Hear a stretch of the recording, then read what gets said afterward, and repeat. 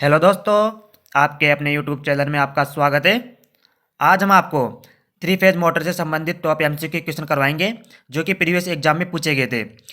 Video को बिना skip के लास्ट तक जरूर देखना, जिससे कि आपके आने वाले एग्जाम में कोई भी क्वेश्चन ना छूट सके। वीडियो को बिना देरी का हम स्टार्ट करते हैं।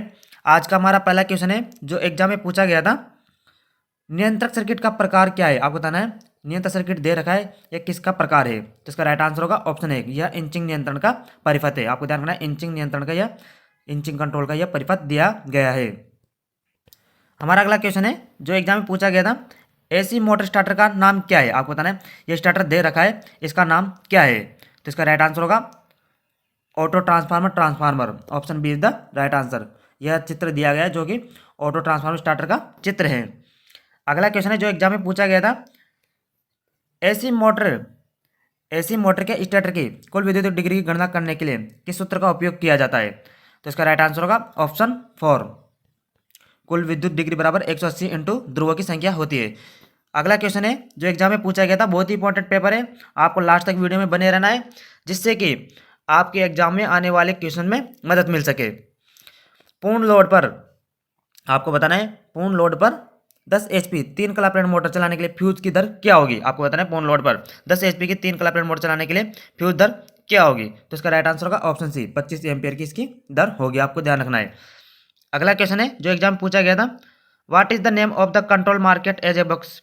संपर्क का नाम क्या है जिसमें एक्स के रूप में दर्शित दिया गया? आपको बताना है एक एक्स का नाम क्या है? तो इसका राइट आंसर होगा ऑप्शन सी, यह ऑक्सिलरी कॉन्टैक्ट, यह सहायक संपर्क हैं, क्योंकि इसके हटने पर यह परिपथ काम करना बंद कर देगा। ऑक्सिलरी कॉन्टैक्ट इसे कहते हैं। अगला क्वेश्चन है जो एग्जाम में पूछा गया था। What is the type AC motor starting winding? आपको बताना है एसी मोटर स्टार्टर वाइंडिंग का प्रकार क्या है? तो इसका राइट आंसर होगा ऑप्शन ए, सिंगल लेयर बॉस्केट वाइंडिंग। यह जो वाइंडिंग दे रखी है, ये दे रखी है सिंगल लेयर बॉस्केट वाइंडिंग की वाइंडिंग दे रखी है, क्योंकि इसमें सिंगल लेयर ही है। अगला क्वेश्चन है जो एग्जाम में पूछा गया था। नियंत्रक सर्किट किस प्रकार के प्रचालन में उपयोग किया जाता है? आपको बताना है यह जो सर्किट दे रखा है, यह किस प्रकार के प्रचालन में प्रयोग किया जाता है? तो इसका राइट आंसर होगा ऑप्शन बी। आपको ध्यान रखना है इंचिंग, ये जो परिपथ दे रखा है यह इंचिंग का परिपथ है। Option B is the right answer, आपको ध्यान रखना है। अगला क्वेश्चन है जो एग्जाम में पूछा गया था। 50 हर्ट्ज की आवृत्ति, आपको बताना है 50 हर्ट्ज की आवृत्ति 6 ध्रुव वाले ऐसी 3 क्लैंप मोटर तुल्यकालिक गति क्या होगी? आपको बताना है 6 पोल की ऐसी 3 फेज मोटर है जिसकी तुल्यकालिक गति क्या होगी? तो आपको बताना है एन बराबर होता है एफ इंटू 120 अपॉन पी। तो एफ का मान दे रखा है 50 हर्ट्ज और पी का मान दे रखा है 6 पोल। तो इसका राइट आंसर हो जाएगा ऑप्शन बी, 1000 आरपीएम इसकी गति होगी। आपको ध्यान रखना है, बहुत इंपॉर्टेंट क्वेश्चन है। 1000 RPM is the right answer, इसको हल करने पर आ जाएगा। अगला क्वेश्चन के आगे बढ़ते हैं। अगला क्वेश्चन है हमारा जो एग्जाम में पूछा गया था। 3 कला इंडक्शन मोटर में प्रतिशत स्लिप की गणना कीजिए जिसमें 50 हर्ट्ज की आवृत्ति के साथ 6 ध्रुव होते हैं जो 960 आरपीएम की वास्तविक गति के साथ घूमते हैं। आपको बताना है इसकी प्रतिशत स्लिप का मान क्या? इसका प्रतिशत स्लिप का मान होगा ऑप्शन सी, 4%, क्योंकि प्रतिशत स्लिप मान का होता है N S minus N R upon N S into 100। तो एन एस का मान निकाल लेंगे, जिसका मान दे रखा है 50 हर्ट्ज व 6 ध्रुव, तो इसकी आवृत्ति एन एस का मान आ जाएगा 1000 आरपीएम। तो 1000 माइनस 960 अपॉन 1000 इंटू 100, तो 1000 में 960 जाएंगे तो 40 अपॉन 1000 इंटू 100, तो राइट आंसर जो होगा 4% इसकी प्रतिशत स्लिप का मान आ जाएगा। अगला क्वेश्चन है जो एग्जाम में पूछा गया था। वीडियो को बिना स्किप के लास्ट तक जरूर देखना। अगला क्वेश्चन है हमारा।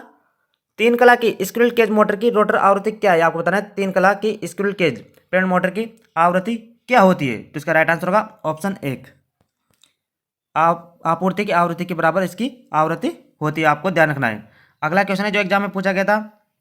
वाइंडिंग में आंतरिक ग्राउलर का उपयोग करके किस प्रकार का परीक्षण किया जाता है? आपको बताना है वाइंडिंग में आंतरिक ग्राउलर का उपयोग करके किस प्रकार का परीक्षण किया जाता है? तो इसका राइट आंसर का option D, short circuit test इसके माध्यम से किया जाता है। आपको ध्यान रखना है। अगला क्वेश्चन है जो एग्जाम में पूछा गया था। अपने रोटर पक्ष से 3 कला स्क्विरल केज प्रेरण मोटर की गति को नियंत्रित करने के लिए कौन सी विधि आरोपित की जाती है? तो इसका राइट आंसर होगा ऑप्शन ए, कैस्केड संचालन विधि इसमें आरोपित की जाती है। अगला क्वेश्चन है जो एग्जाम में पूछा गया था। स्टार्टर वाइंडिंग शॉर्ट और ओपन फॉल्ट का परीक्षण करने के लिए किस उपकरण का प्रयोग किया जाता है? आपको बताना है। स्टार्टर वाइंडिंग में शॉर्ट व ओपन शॉर्ट पर परीक्षण करने के लिए किस उपकरण का प्रयोग किया जाता है? तो इसका राइट आंसर होगा ऑप्शन बी, इंटरनल ग्राउलर या आंतरिक ग्राउलर का इसमें प्रयोग किया जाता है। अगला क्वेश्चन है जो एग्जाम में पूछा गया था,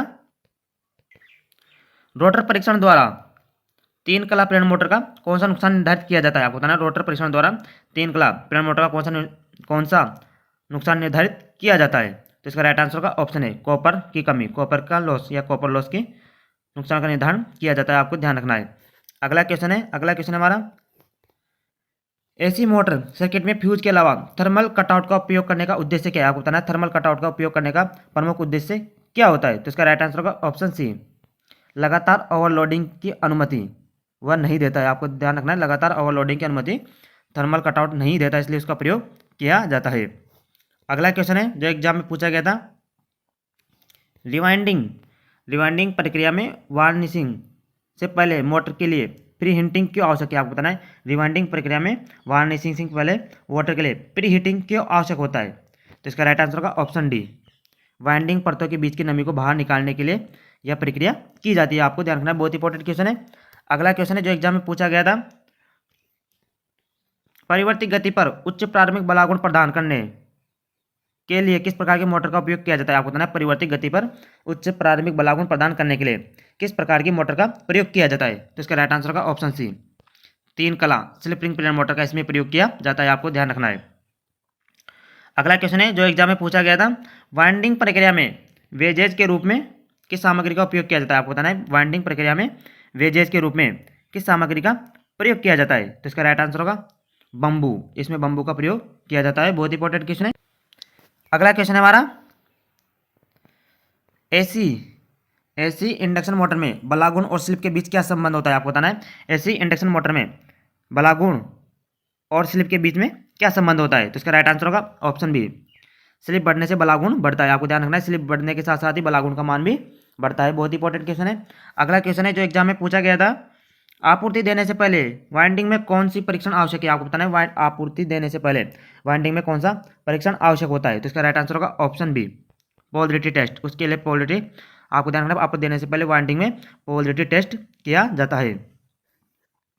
अगला क्वेश्चन है जो एग्जाम में पूछा गया था, यदि खुले ओपन सर्किट में रोटर बार हो तो एसी इंडक्शन मोटर का क्या प्रभाव होगा? आपको बताना यदि खुले सर्किट में रोटर बार हो तो एसी सर्किट में मोटर का क्या प्रभाव होगा? तो इसका राइट आंसर का ऑप्शन डी, मोटर अति गर्म होने लगेगी। आपको ध्यान रखना यदि खुले सर्किट है तो मोटर अति गर्म होने लग जाती है।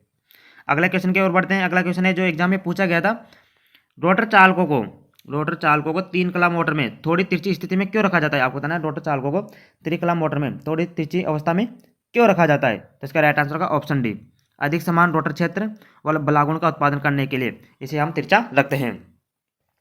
अगला क्वेश्चन है जो एग्जाम में पूछा गया था, एसी तीन फेज मोटरों के रिवाइंडिंग के लिए किस प्रकार के तार का उपयोग किया जाता है? आपको बताना है एसी थ्री फेज मोटरों के रिवाइंडिंग के लिए किस प्रकार के तार का प्रयोग किया जाता है? तो इसका राइट आंसर होगा option A, super enamelled copper wire का इसमें प्रयोग किया जाता है, बहुत इंपॉर्टेंट क्वेश्चन है, आपको ध्यान रखना है।